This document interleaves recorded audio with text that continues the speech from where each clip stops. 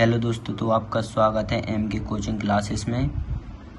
हम आपको सबसे पहले मैथ के मेन इम्पोर्टेंट फैक्ट बताने जा रहे हैं जो आपके लिए बहुत ही इम्पोर्टेंट होने वाले हैं। इनके अलावा आप मैथ सॉल्व नहीं कर सकते, जिसे हमें जानना बहुत ज़रूरी होता है। तो चलो सबसे पहले हम आपको संख्याओं के बारे में बताते हैं। संख्याएं होती क्या हैं और कितने प्रकार की होती हैं। सबसे पहले हम संख्याओं को जानेंगे, कितनी प्रकार की होती हैं और कौन कौन सी संख्याएं होती हैं। सबसे पहले हम देखेंगे प्राकृतिक संख्याएं।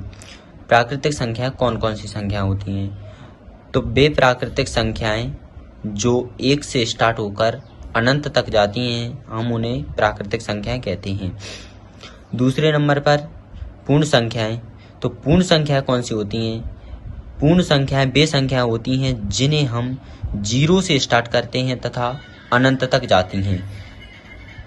प्राकृतिक संख्याएं और पूर्ण संख्याओं में अंतर आपको समझ में आ गया होगा कि प्राकृतिक संख्याएं 1 से स्टार्ट होती हैं और पूर्ण संख्याएं 0 से स्टार्ट होती हैं। अब देखते हैं विषम संख्याएं। तो विषम संख्याएं जिनमें 2 का भाग नहीं जाता है, यानी कि ऐसी संख्याएं जिनमें 2 का भाग नहीं जाता है, वे संख्याएं क्या कहलाती हैं, विषम संख्याएं कहलाती हैं।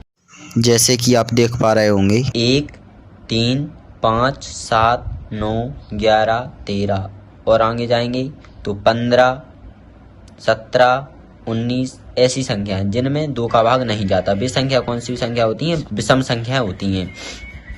जिन संख्याओं में 2 का भाग नहीं जाता, वे संख्याएं विषम संख्या होती हैं।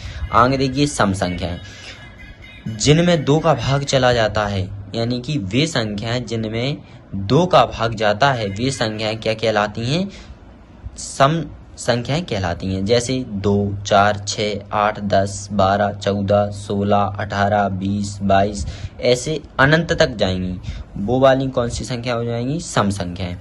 अब चलते हैं आगे तो भाज्य संख्याएं। भाज्य संख्या कौन कौन सी संख्या होती हैं। भाज्य का मतलब होता है भाग देना, यानी कि वे संख्याएं जो स्वयं को छोड़कर दूसरी संख्या से विभाजित होती हैं, भाज्य संख्याएं कहलाती हैं। इसका मतलब भाज्य का मतलब होता है कोई सी भी संख्या जिसमें दूसरी संख्या का भाग चला जाए, वो भाज्य संख्या हुई। जैसे 4, 6, 8, 9, 10, 12, 14, 15, 16 इसमें देखेंगे तो 4 में 2 से भाग जा रहा है, 6 में 3 का भाग जा रहा है, 2 का जा रहा है। इनमें सब में क्या है, दूसरी संख्याओं का भाग जा रहा है, तो ये संख्या कौन सी होंगी, भाज्य संख्या होंगी। अब देखते हैं अभाज्य संख्याएं। तो अभाज्य संख्या कौन सी संख्या होती हैं। तो वे संख्याएं जो स्वयं को छोड़कर दूसरी से विभाजित नहीं होती, अभाज्य संख्या कहलाती हैं। यानी कि ऐसी संख्याएं जिनमें किसी दूसरी संख्या का भाग नहीं जाता, उसे हम क्या बोलते हैं, अभाज्य संख्या बोलते हैं। जो संख्या स्वयं से कटती है उसे हम अभाज्य संख्या बोलते हैं।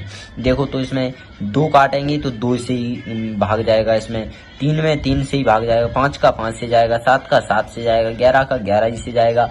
तो इसमें यानी कि स्वयं से जो भाग जाए वो वाली संख्या अभाज्य संख्या होती है। अब चलो देखते हैं पूर्णांक संख्याएं। तो पूर्णांक संख्याएं कौन सी संख्या होती हैं। वे संख्याएं जो 0 से प्लस या धन की ओर, प्लस को हम क्या बोलते हैं, धन।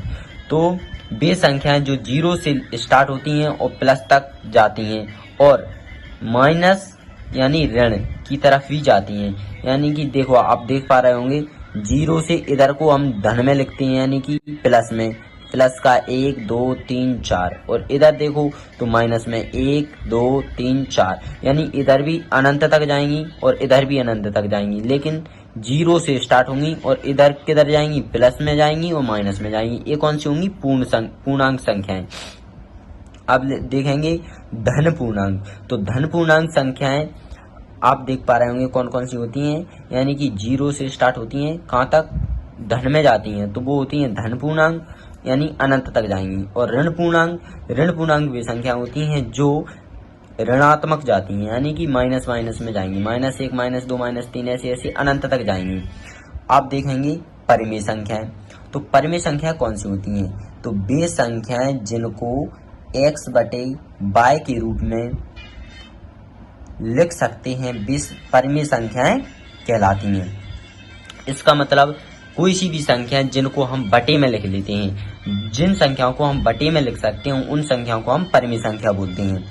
जैसे कि 4/3, 12/11, 10/3, यानी कोई सी भी संख्या हो उसको क्या हो, हर और अंश के रूप में लिख सकते हैं। जैसे इसमें हुआ अंश कौन सा हुआ 12, हर कौन सा हुआ 11, तो इसमें अंश बटे हर में लिख सकते हैं इन संख्याओं को। कौन सी संख्याओं को, परिमेय संख्याओं को। अपरिमेय संख्या कौन सी होती है, तो वे संख्याएं जिन्हें हम x/y के रूप में नहीं लिख सकते, यानी कि x/y के रूप में लिख सकते हैं उन संख्याओं को क्या बोलते हैं हम, परिमेय संख्याएं। जिन संख्याओं को x/y के रूप में नहीं लिख सकते उन संख्याओं को क्या बोलते हैं, अपरिमेय संख्या। जैसे कि ये संख्या होती हैं √3, √2, √3, √5, ऐसे अंडर में कोई सी भी संख्या हो तो हम उसे क्या बोलेंगे, अपरिमेय संख्याएं। तो ये हुई हमारी संख्या। चाहे आप कोई सी भी क्लास में हो या कंपटीशन की तैयारी कर रहे हो, यह वीडियो आपके लिए बहुत ही महत्वपूर्ण है। स्क्रीनशॉट ले लें या फिर इन संख्याओं को नोट कर लें।